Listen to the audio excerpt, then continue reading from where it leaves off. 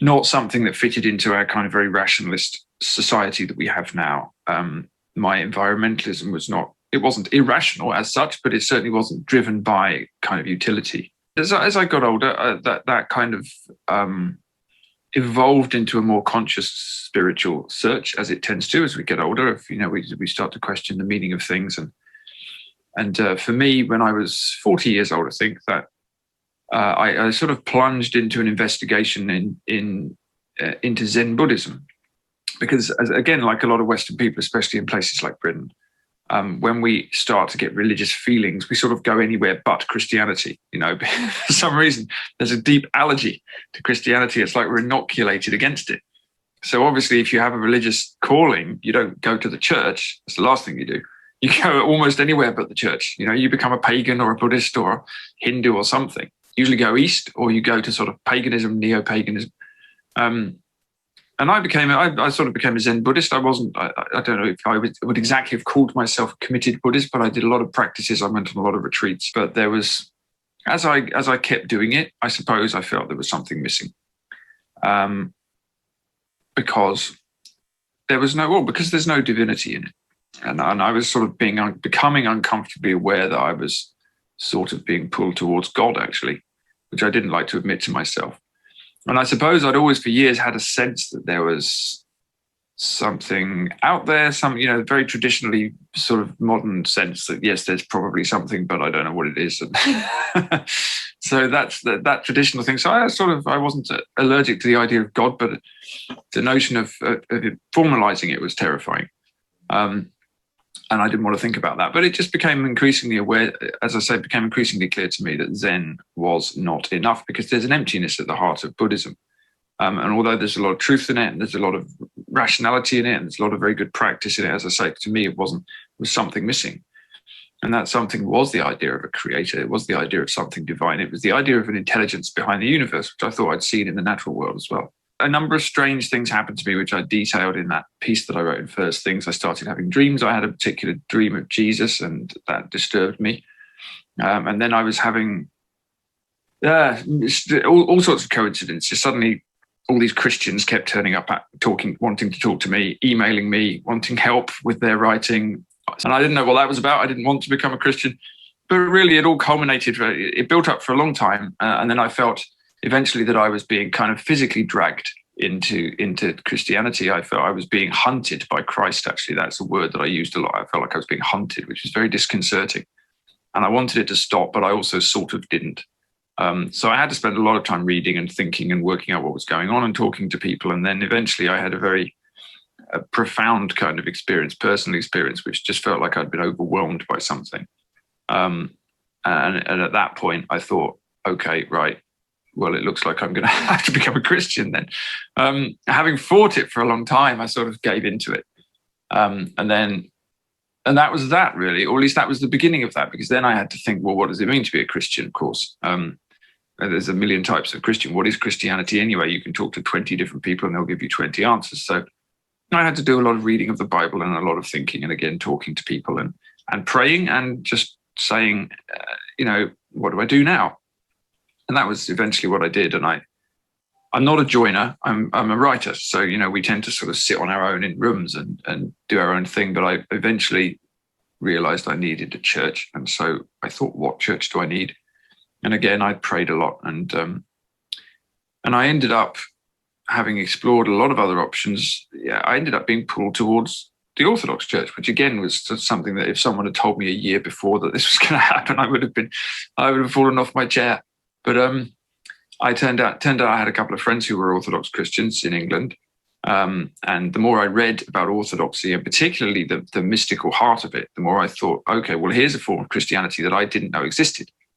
Because having grown up in England, I'd seen a sort of Church of England Christianity, or a sort of very new sort of Baptist Protestant variety, which, as I say, didn't speak to me at all. It felt like just sort of antiquated morality lessons, really. But when I started to read the Orthodox saints, and when I found out about Mount Athos, which I'd never even heard of before, and I started reading the lives of the saints, I thought, okay, well, this is actually what Christianity was supposed to be. So we've got this great mystical beating heart here. We've got these saints, we've got this monastic tradition, we've got the Philokalia, we've got all this very ancient wisdom, which can rival anything that the Buddhists have created. It can rival anything that any other religion has created in terms of having 2 millennia of this deep spiritual practice and a path to follow, and particular rituals, and very specific. I mean, it's in many ways interestingly similar to the Buddhist tradition in terms of the monastic tradition and the very specific rules that there are about spiritual warfare, as it would be called in Orthodoxy, and the kind of the internal work you're doing on yourself, and the fasting regime and the whole thing. And I thought, well, this is a form of Christianity I didn't know about. There's something very appealing about this, because what I wanted was a serious tradition, having dabbled in a lot of things that turned out not to be true to my mind. I thought, and a lot of modern Christianity, if you like, is not very serious, and it isn't a tradition either, because it changes every 5 minutes according to what's changing in society.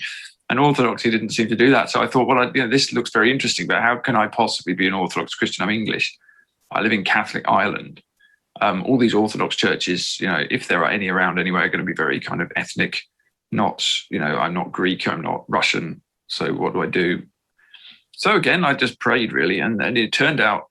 I then discovered quite soon after that the first Orthodox monastery in Ireland had opened about 40 minutes away from my house, a Romanian Orthodox monastery. And so I thought, well, okay, that's a sign. I'd better go. So I got in contact with them, and they invited me along, and I went to the liturgy, and I'd never experienced that before. And the liturgy was very powerful. The nuns were very, very friendly, very welcoming. So it was the whole congregation. I mean, this stranger just wandered into this largely Romanian church, and everybody was very welcome indeed. And yeah, and I'd said, I'd been praying, and I'd said to God, I said, okay, if you want me to go to a church, find me a church and find me a priest. I said, it's a bit of a challenge. I said, come on then, I'm happy. I'll go wherever you send me. And I went to the monastery, and there was the church, and there was a priest there, and I got talking to him, and we clicked, and that was it really. And I just started. Yeah, then I had people to help me. Then I had guides, and I had a place to go, and I kept going. And eventually, I thought, okay, this is the thing. This is what I'm supposed to be doing. It felt strangely like I was at home, even though, as I say, it's a Romanian church. I'm not Romanian. It's something I'd never done before. So in many ways, it was actually very alien and new, and yet it felt very, very, very normal, very like the place I should be. So yeah, that's the short version of my life's journey, really.